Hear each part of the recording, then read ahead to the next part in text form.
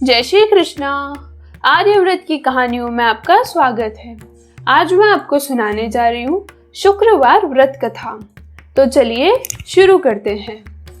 एक समय की बात है कि एक नगर में कार्यस्थ ब्राह्मण और वैश्य जाति के तीनों लड़कों में परस्पर मित्रता थी। वह तीनों का विवाह हो गया। ब्राह्मण और कायस्थ के लड़कों का गोना भी हो गया, परंतु वैश्य के लड़के का गोना नहीं हो रहा था। एक दिन कायस्थ के लड़के ने कहा, हे मित्र, तुम मकलावा करके अपनी स्त्री को घर क्यों नहीं लाते?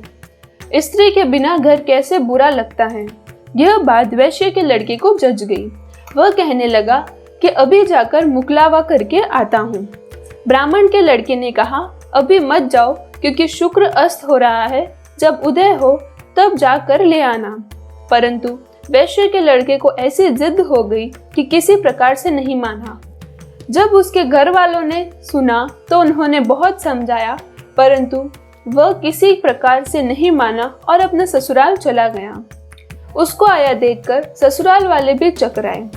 जमाता का स्वागत सत्कार करने के बाद उन्होंने पूछा कि आपका आना कैसे हुआ? वैश्य पत्र कहने लगा कि अपने पत्नी को विदा कराने के लिए आया हूँ। ससुराल वालों ने भी उसे बहुत समझाया कि इन दिनों शुक्र अस्त है, उदय होने पर ले जाना, परंतु उसने एक न सुनी और अपने पत्नी को ले जाने का आग्रह करता रहा। जब वह किसी प्रकार से न माना तो उन्होंने लाचार होकर अपनी पुत्री को विदा कर दिया। वैश्य पुत्र अपनी पत्नी को एक रथ में बैठाकर अपने घर की ओर बढ़ा।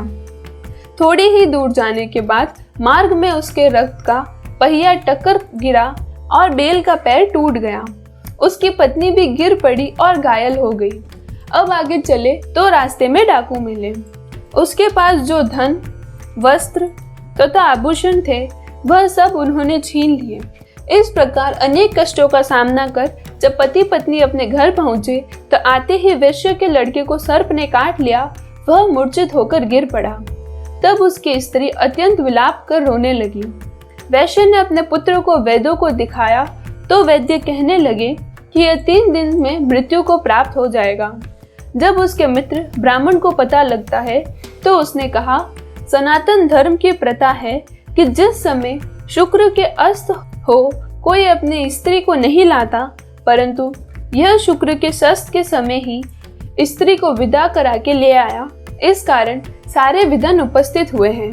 यदि ये दोनों ससुराल वापस चले जाएं और शुक्र के उदय होने पर ही पुनः आवे तो निश्चय ही विधन टल सकता है।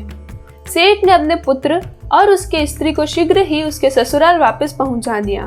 वहां पहुंचते ही वैश्य पुत्र को मूर्छा दूर हो गई और साधारण उपचार से ही वह सर्प विष से मुक्त हो गया। अपने दामाद को स्वस्थ लाभ करता रहा और जब शुक्र का उदय हुआ तब हर्षपूर्वक उसकी ससुराल वालों ने उसको अपनी पुत्री के साथ विदा किया। इसके पश्चात पति पत्नी दोनों घर आकर आनंद से रहने लगे।